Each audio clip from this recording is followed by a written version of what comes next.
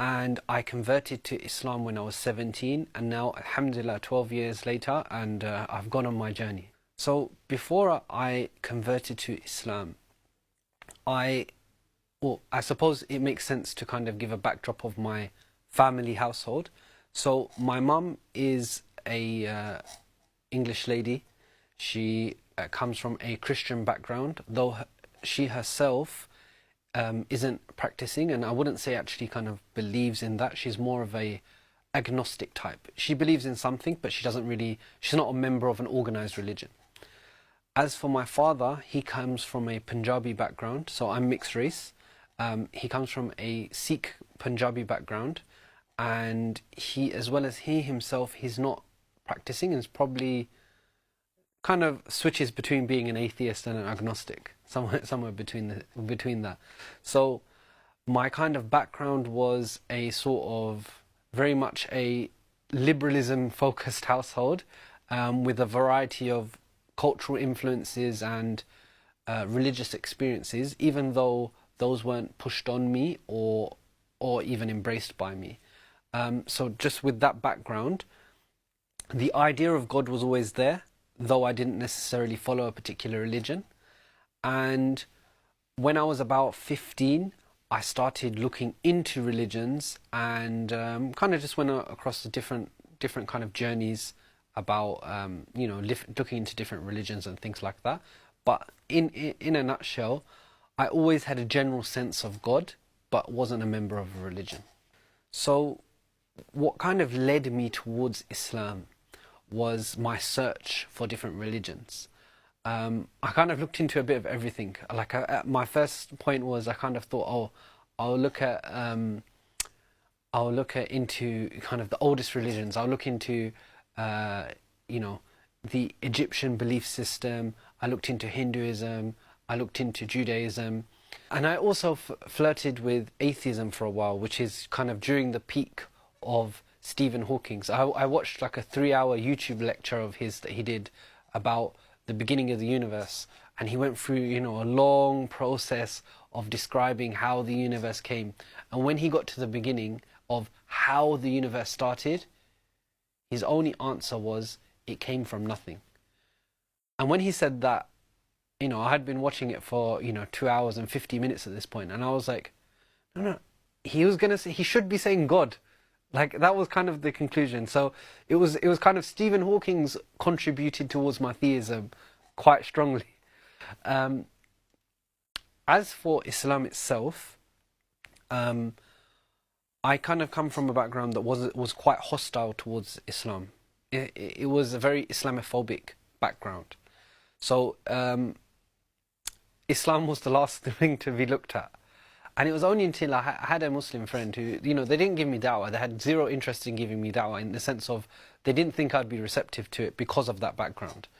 But they just said to me once, why don't you read the Quran? Right? You've looked into all these religions. Why don't you read the Quran? And I was like, why not? I mean, at this point, I'd looked into multiple different religions and cultures. Looked into kind of like Zen Buddhism and all of these. I looked into everything at this point and thought, why not? I'll give this a go. And I remember reading the Quran, first started from Surah Fatiha. And I read Surah Fatiha, and my impression of it probably is not going to be well received. But I just read it and thought, this is the same as any other kind of holy book. There's a guy, God, and he's asserting his authority over everyone. And for me, I was just like, what's the difference between this and the other religions? However, when I started reading the Quran, and I read it every day, and what I found is I started really building an attachment with it. Its simplicity, its style, the way it got to the point. They didn't have me reading facts about this is the son and so and all of this, and telling me about 5 generations before getting to the point. It just got to the point, and its message was clear, and the morals of the story and the message and the laws that were being discussed were so clear and were just pure common sense. And it was this commonsensical nature of what Allah, God Most High, was telling us to do that really appealed to me. The fact that it just made pure sense. And it was like, this is what we should be doing anyway. And that's what really drew me in. So in essence, it was the Quran that was the major influence for me becoming a Muslim. The events that kind of led up to my Shahada were, after I'd read the Quran, I essentially believed in Islam. But I wasn't ready to kind of convert. There were many things at that time in my life. You know, I was a young 17-year-old boy doing the things that 17-year-old boys do. I wasn't really interested in not doing those things and stopping those things. However, one day I was kind of just watching, different YouTube videos and stuff like that, and I watched a series about the Day of Judgment. And to be honest, it was a bit of a conspiracy theory series, but I wasn't really swayed by the conspiracy theory stuff. I was more interested in the Day of Judgment. And because whilst I'm reading the Quran, I'm hearing about it, but I'm not kind of being given a full from start to finish picture and then the signs of the Day of Judgment, because I didn't really engage with hadith. I kind of stuck with just reading the Quran. And at this time period, I didn't really know. I knew that hadith were reports about the Prophet Muhammad, his sayings and things like that, but I didn't really go into it. So when I saw this series about the Day of Judgment, it really put fear in my heart. And I called my friend and said, I need to become Muslim now. Now, I don't want to die and not be Muslim. And he's like, oh, just call me tomorrow. I'm like, no, now. And then he's like, cool, have a shower. We're going to my uncle's house. And then his uncle was there, my friend was there, and his two aunties were there. And funny enough, I don't know why, but this guy, I was there in front of him, but he also had a Skype call with some of his friends listening in. So I done my Shahada with his aunties, my friend, his uncle, and some people from Somalia on Skype. I took my Shahada just after my 17th just after my 17th birthday, which was in October. And which basically gives me a full year before Ramadan comes. So I went through the process of learning how to pray and having some time to kind of build up to Ramadan. But I didn't really know much about it other than, you fast. So when Ramadan came along, it was quite difficult. Not because I didn't know about fasting and prayer. I'd had, a year to kind of learn these things. But it was difficult because my parents didn't know I was Muslim.